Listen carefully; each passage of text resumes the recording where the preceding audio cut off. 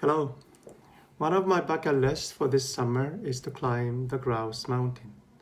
Now I hear that it's very stiff and tough climb. That's why they call it Grouse Grind.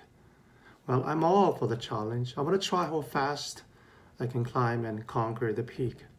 Now, two of my brothers have done that and they've done it well beyond 1 hour. You know what my challenge will be. Now, we usually say we climb the mountains, like the song Climb Every Mountain from the movie Sound of Music, right? We climb and we say we conquer. But remember when I was in Korea, people don't usually say climb a mountain. No, they say I enter into a mountain. See, for them, the mountain is not an object or challenge for us, the human beings, to climb and conquer, not some goal for us to master and control. And then once we did that, we look for other mountains to climb and conquer, like one of my bucket lists. For them, they consider that the mountains and oceans and deserts and lakes and rivers and the natures in general to be holy places where divine beings resided, the place of holiness.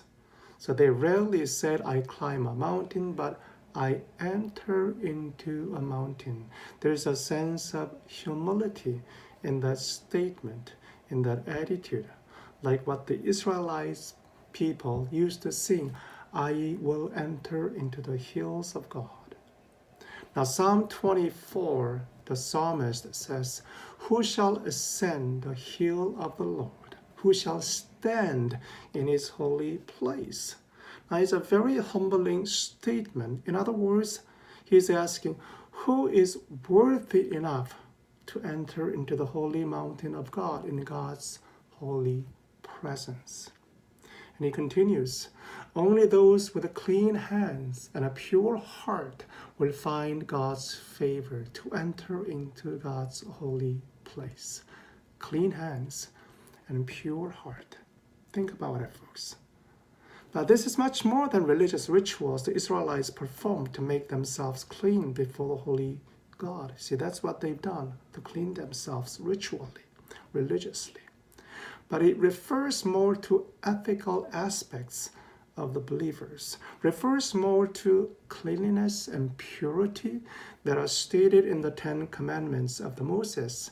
There's a single-minded devotion towards God and the purity of attitude and action towards our neighbors. It's about living in right relationship with God and our neighbors.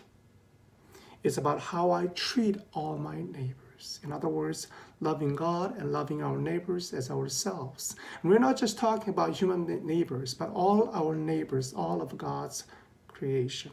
How are we doing treating everyone, every animal, every river, every mountain with kindness, care, not coveting and treating falsely, but living in harmony with our relations. Clean hands and pure heart. So give us clean hands, give us pure hearts. Let us not lift our souls to another. Give us clean hands, O God. Give us pure hearts. Let us not lift our souls to another. So with clean hands and pure heart, King David and the Israelites are ready to usher in the holy God into their midst.